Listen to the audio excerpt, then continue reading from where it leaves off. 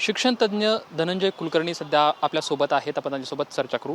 Sir, नीट पेपरफुटी प्रकरण अगदी देशभरात चर्चिलं जात आहे. याच्यामध्ये तब्बल जवळपास 13 जे आरोपी आहेत त्यांना सुद्धा ताब्यात घेतले. मात्र आता आगामी होणारी 21 जूनला जी परीक्षा होणार आहे या परीक्षेसाठी लष्कराची आता मदत घेतली जाणार आहे. लष्कराची मदत घेतली जाणार. हा देशातल्या कुठल्याही परीक्षेसाठी लष्कराची मदत ही पहिल्यांदा घडणारी घटना आहे गेल्या स्वातंत्र्यानंतरच्या शैक्षणिक जगतामध्ये. त्यामुळे याविषयी विद्यार्थ्यांना धक्का बसणं हे स्वाभाविक आहे.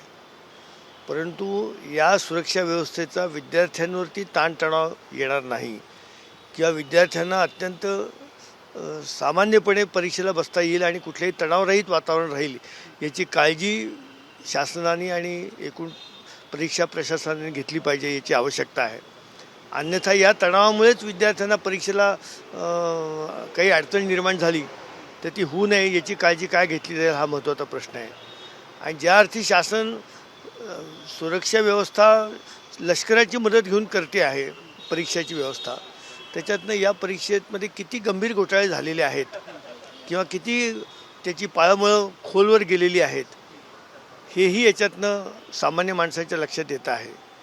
त्या शासनाने आत्ता ही तात्पुरती जी काही 21 जूनला परीक्षा व्हायची आहे ती परीक्षा होईल, त्याच्यातनं या वर्षीची व्यवस्था मार्गी लागेल.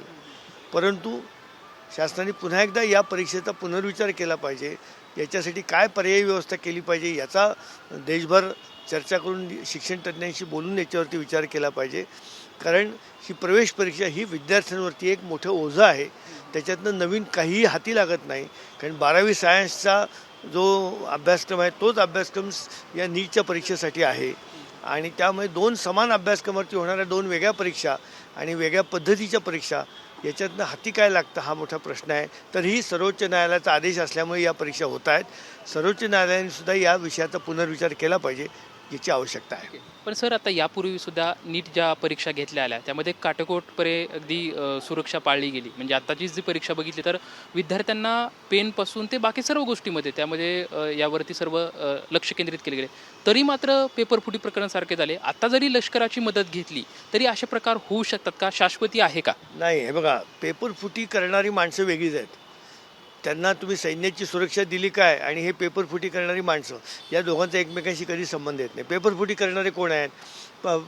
प्रश्नपत्रिका तयार करणारे किंवा त्याची अंतिम रचना करणारे किंवा छपाई करणारे किंवा त्याची देशभर त्याचं वितरण करणारे ही लोक या पेपरफुटीच्या यंत्रणेमध्ये आहेत. त्यांचा या सुरक्षा व्यवस्थेशी काही संबंध येत नाही. पेपरफुटी करते वर्गातले कॉलेजमधले विद्यार्थी नाही पेपरफुटी करत, जे तिथल्या व्यवस्थेमध्ये आहेत. पेपरफुटी कोण करतं तर हे लोक करतात. त्यांच्यावरती या सैन्याच्या सुरक्षेचा परिणाम काय होणार आहे तर काहीच होणार नाही. याचा आपण विचार केला पाहिजे, एवढं नक्की आहे. बरं, मग सर, आता ही उपाययोजना म्हणजे एक खरंच त्यासाठी शाश्वत ठरू शकते का? लष्कराची मदत घेणं आणि परीक्षा घेणं हे त्यावरती योग्य उपाय आहे का? हा उपाय योग्य नाही. परंतु आता शासनाने जे मूल्यांकन केलं आहे त्याप्रमाणे त्यांनी ती व्यवस्था केली असेल. परंतु त्या व्यवस्थेमुळे पेपरफुटी व्हायचं थांबेल असं नाही. कारण पेपरफुटी करणारी माणसं वेगळी आहेत आणि ज्यांच्या भोवती तुम्ही सुरक्षा देत आहात ती व्यवस्था वेगळी आहे, असं नक्की आहे. आगामी होणारी नीट परीक्षेला लष्कराची मदत घेतली जाते. मात्र लष्कराची मदत घेतली तर नीट पेपरफुटी प्रकरण थांबन का याच्यावरती प्रश्नचिन्ह आहे. कारण की जर लष्कराची मदत घेतली तर विद्यार्थ्यांवरती नक्की याचा ताण वाढू शकतोय. कारण की विद्यार्थी हे सर्व दबावाखाली येऊ शकते. अशी प्रतिक्रिया शिक्षण तज्ज्ञाकडून आपल्याला पाहायला मिळते. कॅमेरामॅन विकी चव्हाणसोबत लक्ष्मण जाधव, ट्यून मराठी, पुणे.